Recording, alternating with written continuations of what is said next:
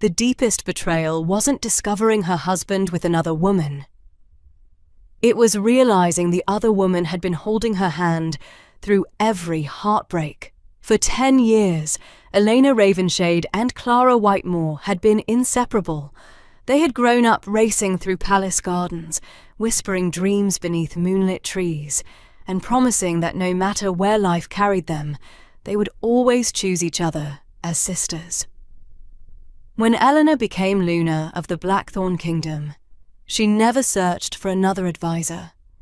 She simply invited Clara to stand beside her. "I trust you more than anyone," she had said, and she meant it. Clara knew every secret Elena carried, every fear, every hope. She knew how many nights Elena stayed awake, waiting for Damien to return safely from battle. She knew the anniversary dinner Elena had spent weeks planning. She even helped choose the king's favorite wine. That autumn evening, the palace glowed beneath hundreds of golden lanterns. Servants hurried through polished corridors, carrying silver trays and fresh flowers. They smiled warmly as Elena passed. "Happy anniversary, Your Majesty." She smiled back. "Thank you."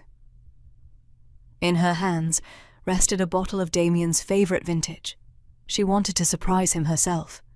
One servant mentioned the Alpha King was waiting in the private royal library.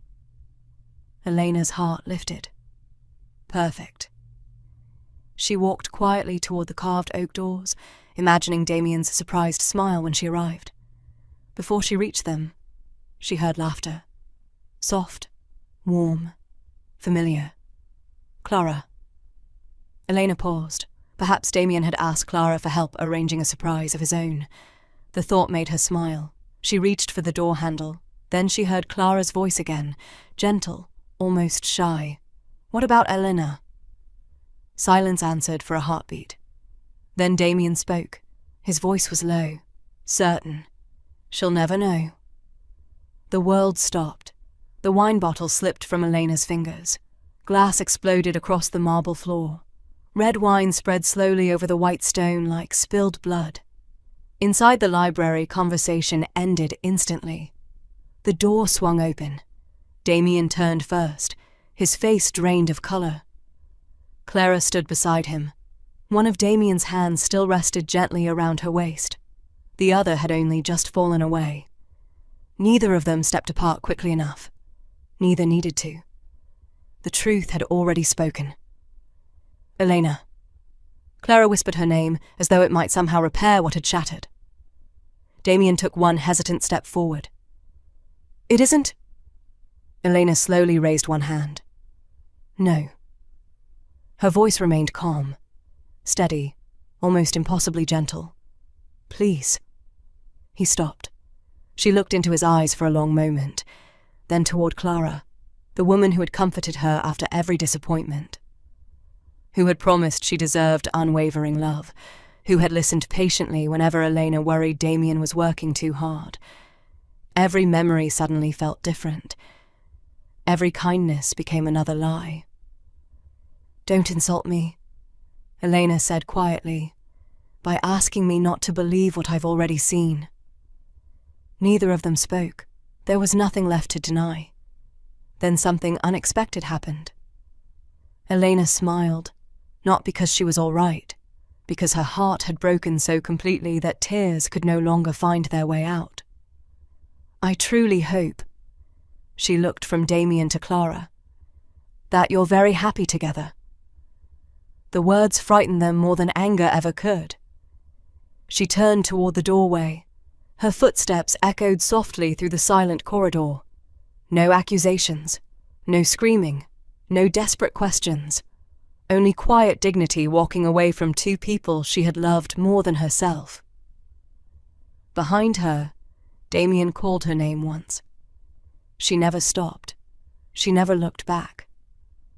And before the palace clock struck midnight, the woman who had lost both a husband and a sister had already begun packing for a journey from which she never intended to return. The palace slept, or at least it pretended to. Behind closed doors, servants whispered about the shattered wine bottle in the royal library. Guards exchanged uneasy glances as they changed shifts. No one knew exactly what had happened, but everyone knew something had. Inside the Luna's chambers, Elena moved through the silence with calm, deliberate hands. She opened the carved cedar wardrobe that held years of royal gowns. Silk dresses in every colour, velvet cloaks embroidered with silver, thread, jewelry gifted by neighbouring kingdoms. She touched none of them. Instead, she knelt beside a small wooden chest hidden beneath the window. It contained the only things that had truly belonged to her before she became Luna. Her mother's worn leather journal, its pages smelled faintly of lavender, a faded family photograph with corners softened by time, her late father's signet ring, scratched from years of honest work. She slipped the ring onto her finger. It fit perfectly. For the first time that evening, she felt like herself again. Everything she chose to keep fit inside one modest travel bag. Everything she left behind belonged to a life that no longer existed. She crossed the room slowly, her eyes settling on the silver Luna crown, resting inside its velvet case. She remembered the day Damien had placed it upon her head. "I don't just need a queen," he had whispered. "I need my best friend." The memory no longer made her smile. Carefully she lifted the crown. It felt surprisingly heavy. Not because of the silver, because of everything it had come to represent. She carried it through the quiet corridors to Damien's private study. A single candle still burned on his desk. Perhaps he had planned to return. Perhaps he was still searching the palace for her. She no longer wondered. Elena placed the crown in the center of the polished wood. Beside it, she laid a folded letter.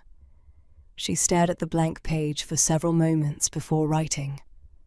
Not because she didn't know what to say, because she wanted every word to leave without anger. When she finished, the letter read, "Today I lost a husband. And my best friend. I don't have the strength to lose myself too. So I'm leaving before grief convinces me to stay where trust has already died. I sincerely hope the life you choose brings you the peace our marriage no longer could." She signed only her name, nothing more, no title, no accusation. She quietly blew out the candle. Before dawn, Elena slipped through the eastern palace gate, wearing a simple travelling cloak. The guards recognized her immediately. One opened the gate without asking questions. The older guard lowered his head. "Will you be coming back, Your Majesty?" Elena paused. She looked once toward the palace rising against the night sky. Then she smiled sadly. "I don't think the woman who lived there exists anymore." She stepped beyond the gates. The heavy doors closed behind her with a deep, final sound. When morning sunlight filled Damien's chambers, he reached instinctively toward the empty side of the bed. His heart tightened. She hadn't come home. A servant rushed into the room moments later, breathing hard. "My Alpha." "The Luna." Damien was already on his feet. "What happened?" "She's gone." He ran through the palace until he reached his study. The crown caught his attention first. Then the letter. By the time he finished reading it, his hands were trembling. "Search every road, every village, every border crossing." The palace erupted into frantic activity. Riders left before sunrise. Scouts searched forests and mountain passes. Weeks passed, then months. Every search returned with the same answer. Nothing. It was as though the moon goddess herself had hidden Elena from every soul who had failed to protect her. At first, Damien convinced himself Elena simply needed time. He imagined her staying with distant relatives or resting in one of the quiet villages she had always loved to visit. "She'll come home," he told the council, "when she's ready." The words sounded reassuring, even to him. But the weeks became months. The empty chambers beside his own remained untouched. Fresh flowers appeared there every morning because none of the servants could bear to leave the rooms abandoned. No one dared remove the books Elena had been reading. Her favourite chair remained beside the window. The palace waited. She never returned. Meanwhile, Damien's relationship with Clara changed in ways neither of them had expected. The excitement that had once drawn them together disappeared almost as quickly as it had begun. There were no stolen glances anymore, no whispered conversations, only long silences. One evening, Clara looked around the royal dining room. The candles had burned low. The servants moved nervously. No one laughed. "It feels—" She searched for the right word. Empty. Damien stared at the untouched meal before him. It always did. He simply hadn't noticed while Eleanor had quietly filled every corner of the palace with warmth. Outside the palace walls, problems multiplied. Trade caravans that Eleanor had personally coordinated stopped arriving on schedule. Village leaders who once settled disputes with a single letter from the Luna now argued for weeks. The orphanage ran short of supplies because no one remembered the network of donations Eleanor had managed without seeking praise. The harvest festival was cancelled for the first time in 23 years, not because the crops had failed, because the people no longer felt like celebrating. During one tense council meeting, Chancellor Marcus spread a stack of reports across the table. Food shortages in the northern villages. He placed another document beside it. 3 border disputes. Another. 2 merchant guilds threatening to leave. The council looked toward Damien. "What happened?" one elder asked quietly. The question wasn't about the reports. It was about the kingdom itself. No one answered. Clara lowered her eyes. She had spent years believing Elena's influence came from wearing the Luna's crown. Now she understood. The crown had never created Elena. Elena had given meaning to the crown. Late one evening, she wandered into the abandoned Luna wing. Everything remained exactly as Elena had left it. Fresh flowers rested beneath the window. A half-finished embroidery still waited on its wooden frame. Clara gently touched the fabric. Tears filled her eyes. "I kept trying to become her." Her voice broke.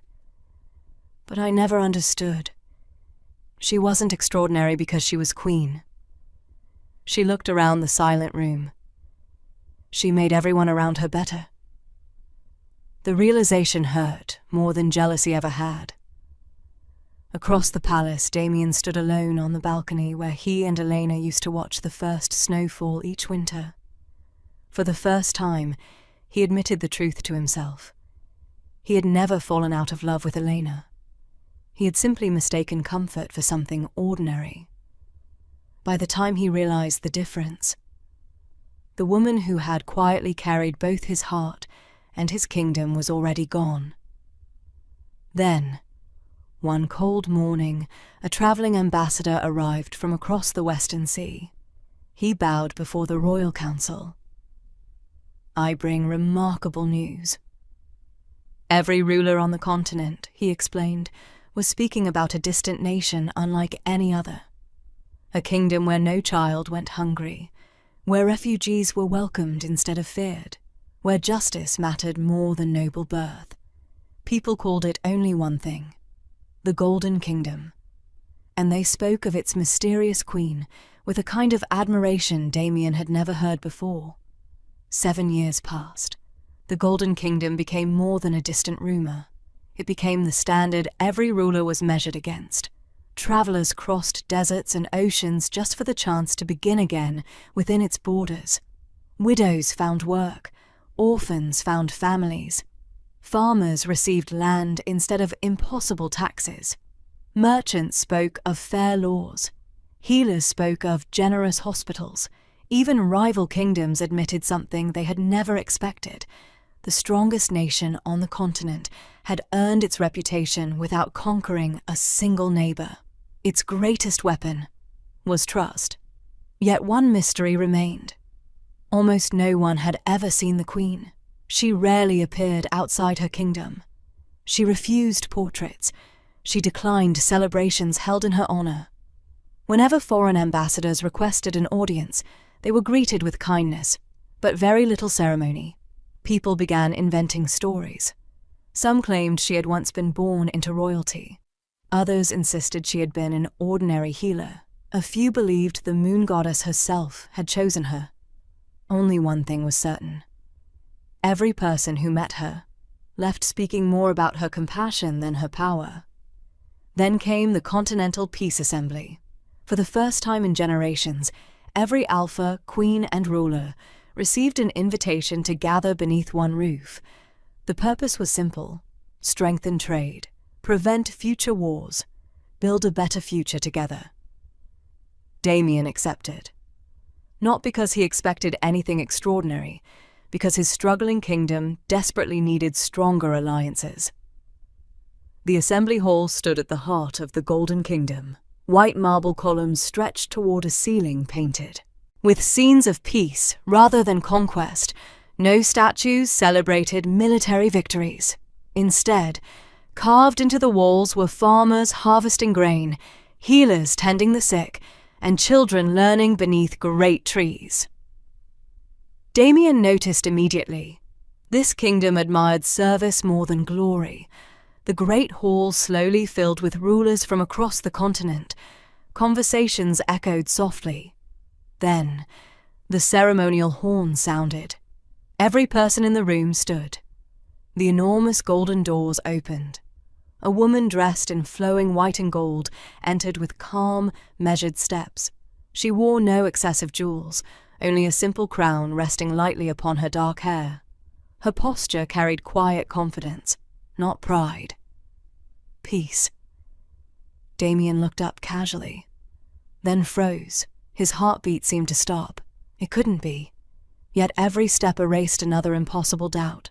The familiar way she held her shoulders, the gentle smile she offered nervous attendants, the kindness in her eyes. Elena. The name escaped his lips before he realized he had spoken aloud. Several nearby rulers turned toward him in confusion. The Queen reached the center of the hall.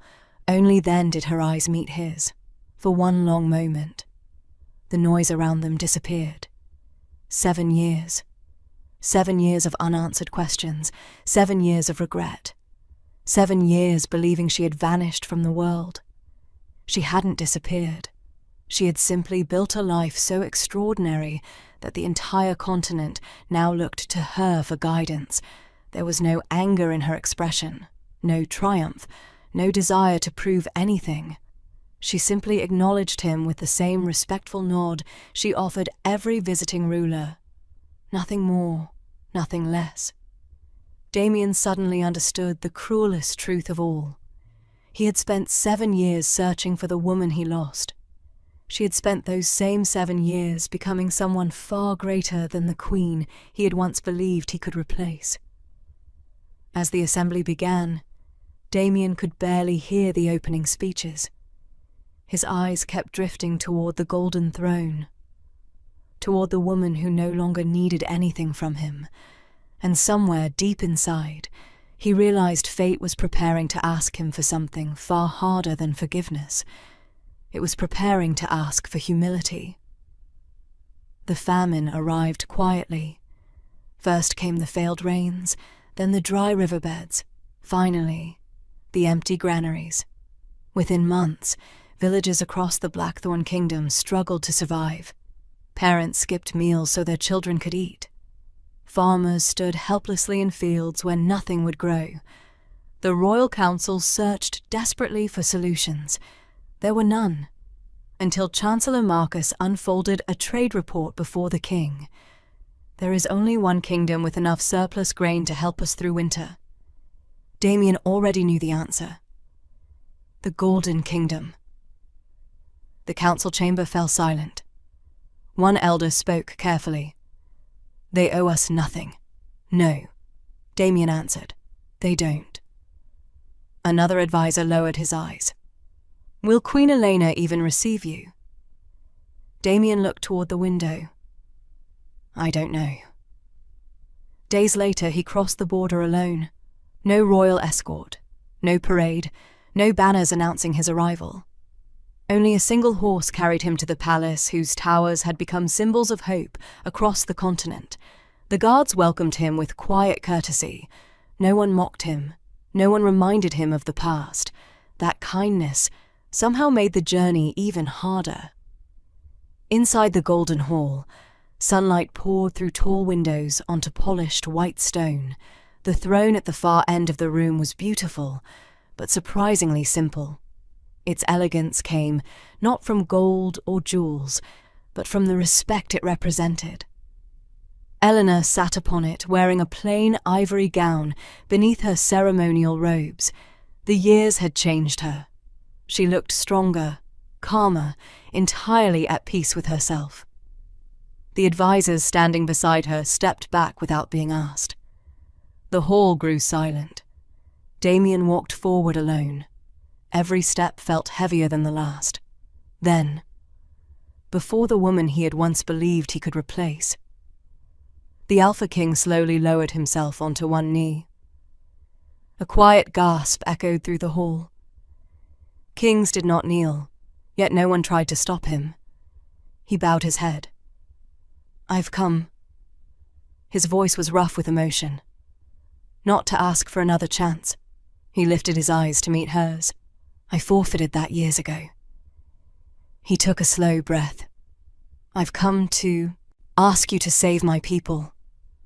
Not my throne. Not my reputation. My people. They're hungry. They've done nothing to deserve this. If anyone must carry the consequences of my mistakes, let it be me. But please, don't let innocent children pay for them." The hall became perfectly still. Every advisor watched Eleanor. Waiting, she could refuse. No kingdom would blame her. She looked at Damien for a long moment, not with anger, not with satisfaction, simply with compassion. "The innocent," she said softly, "should never suffer for the guilty." She turned toward her chancellor. "Open every eastern granary. Send grain, medicine, and seed supplies immediately." The chancellor bowed. "At once, Your Majesty," she continued. "Double the shipment for the mountain villages." They're always the last to receive aid. Another advisor stepped forward. "What conditions shall we attach to the agreement?" Eleanor looked genuinely surprised. "Conditions?" She shook her head gently. Hungry children shouldn't have to negotiate. The advisors immediately began organizing the relief mission. Damien remained kneeling, unable to speak. At last, Elena stepped down from the throne. She stopped before him. "You once taught me something important." He looked up in confusion. She smiled faintly. "You taught me that people can fail one another." Her voice remained calm. "So I decided to build a kingdom where compassion wouldn't." For the second time in his life, Damien watched Elena walk away. The difference was this time. He finally understood why the entire world had chosen to follow her. Before Damien left the Golden Kingdom, one final request arrived at the palace. It wasn't from a king or a minister. It came from a woman who had spent 7 years carrying a different kind of punishment, Clara Whitemore. She asked for nothing except a few moments alone with Eleanor. The request was delivered quietly. Eleanor read it once, then folded the note. "Bring her in." The advisors exchanged uncertain glances. No one questioned the Queen's decision. Late that afternoon, the doors to the private garden opened. Clara stepped inside wearing a simple grey dress. Gone were the jewelled gowns she had once loved. Gone was the confident smile that had accompanied her through palace halls. She carried only one small object in both hands, a faded friendship bracelet. Its woven threads had begun to fray with age. Elena recognized it immediately. The two of them had made matching bracelets together when they were 15, laughing beneath an old oak tree while promising they would remain sisters forever. Clara stopped several steps away. For a long moment, she couldn't speak. Finally, her voice broke. "I don't deserve forgiveness." Eleanor nodded gently. "No." The honesty startled Clara. She had expected kindness, perhaps even pity, not truth spoken without cruelty. "You don't." Tears filled Clara's eyes. "I've spent years wishing I could change one night." She looked down at the bracelet. "But if I could, I'd still have to become someone worthy of your friendship." She slowly held out the bracelet. "I kept this because throwing it away felt like pretending we had never loved each other as sisters." Her shoulders trembled. "I wanted to remember what I destroyed." Eleanor accepted the bracelet carefully. Her fingers traced the faded knots they had tied together as girls. For a brief moment, she remembered birthdays, shared secrets, and dreams whispered beneath moonlit skies. Those memories still existed. Betrayal had changed them. It had not erased them. Clara wiped away tears. "I volunteer now." Eleanor looked up. "In the northern villages. I teach children to read. I help widows rebuild their homes." She gave a small, heartbreaking smile. "I kept asking myself what the old you would have done. And then I tried to do that." Silence settled gently between them. Not uncomfortable, simply honest. Finally, Clara whispered, "I never wanted your throne. I wanted to feel as important as you." She laughed bitterly through her tears. "I didn't understand that what made you extraordinary was never the crown. It was your heart." Elena stepped forward. Clara instinctively lowered her head. She expected a farewell. Instead, she felt gentle arms wrap around her shoulders. She froze, then quietly began to cry. Not because forgiveness erased the past, because someone she had deeply wounded still refused to answer pain with cruelty. When they finally stepped apart, Eleanor smiled softly. "I can't return to the friendship we once had." "I know. But I hope you continue becoming the woman you're working so hard to be." Clara nodded through grateful tears. "I will." As she left the garden, Damien watched from a distant balcony. He had witnessed the entire conversation, without hearing every word. He saw only one thing clearly. Eleanor had become so whole that bitterness no longer held any power over her. And he realized something that would stay with him forever. The greatest throne she had ever built was not the one inside the Golden Hall. It was the peace she now carried within her own heart. The grain shipments from the Golden Kingdom arrived before the first snowfall. Not one village was overlooked. Not one child was left hungry. Along with wagons of grain came healers, engineers, and teachers who volunteered to help struggling communities recover. They asked for no payment, only cooperation. For the first time in years, the people of the Blackthorn Kingdom looked toward the future with hope instead of fear. Damien never claimed the success as his own. At every council meeting, whenever someone praised his leadership, he quietly corrected them. "The credit belongs to Queen Elena. We're simply honoring the compassion she showed us." Those words surprised the nobles. The old Damien would have protected his pride. This one protected the truth. The famine ended by spring. Fields turned green again. Markets reopened. Children's laughter slowly returned to village squares. Damien knew rebuilding homes was only the beginning. He also needed to rebuild the values that had once allowed betrayal to flourish. Over the next several years, he introduced reforms throughout the kingdom. Royal advisors were no longer appointed through family influence alone. Every Luna received legal authority over education, orphan care, and public welfare, ensuring her voice could never again be quietly ignored. Laws protecting servants and common families from abuse were strengthened. When questioned about the sudden changes, Damien always answered the same way. I once believed leadership meant standing above everyone else. I've learned it begins by standing beside them. The greatest change came during the annual ceremony welcoming newly crowned alpha heirs. For generations, the event had celebrated strength, strategy, and military victories. This year, Damien carried something entirely different into the Great Hall. Not a sword, not a royal banner, a simple wooden chair. The young heirs exchanged puzzled glances. Damien placed the chair in the center of the hall. He rested one hand upon its worn back, the most important seat in any kingdom. His voice echoed through the silent chamber. "Isn't the throne?" He looked at each future ruler in turn.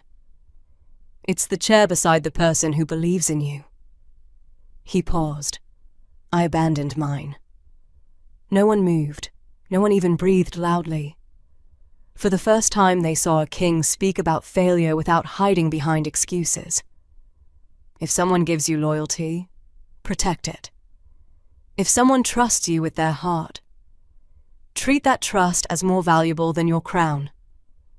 Because kingdoms survive broken walls. They rarely survive broken faith. The young rulers lowered their heads thoughtfully. Some quietly wrote his words into their journals. Others simply stared at the empty chair. Far away in the Golden Kingdom, Elena received news of Damien's speech from visiting ambassadors. One smiled as he handed her a copy.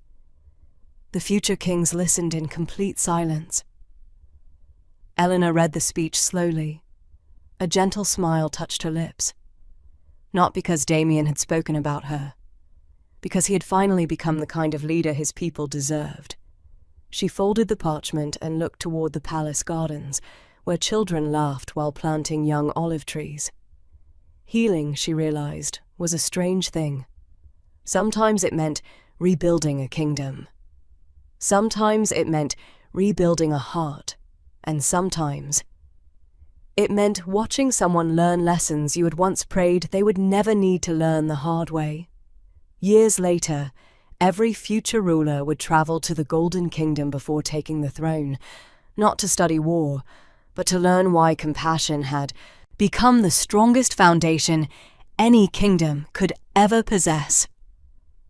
The tradition began quietly. No royal decree announced it.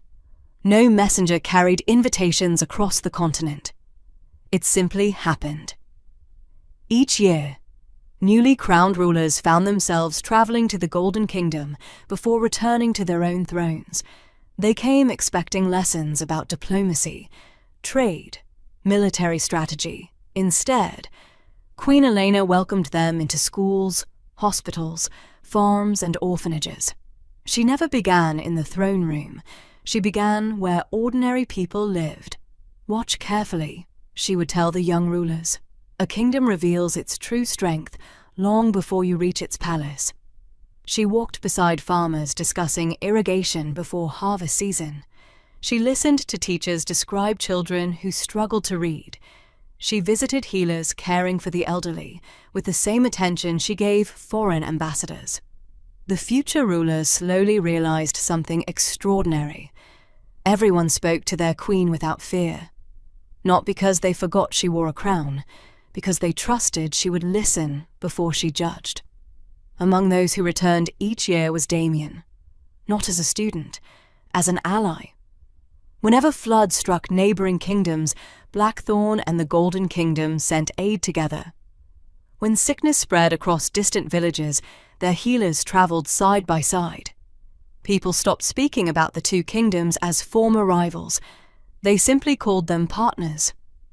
Clara found her own quiet purpose. She never returned to palace life.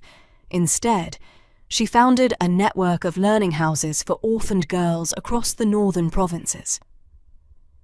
Whenever someone praised her work, she always answered the same way. "I learned from the woman I failed." She never hid her past. She allowed it to remind her who she never wanted to become again. One spring afternoon, a young princess asked Eleanor a question that made every advisor fall silent.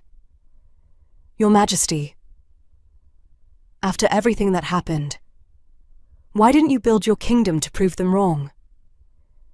Eleanor smiled thoughtfully. She knelt so they were at eye level. "Because if I had spent my life trying to prove someone else wrong, they would still be deciding how I lived." The little princess frowned. "Then why did you build all this?"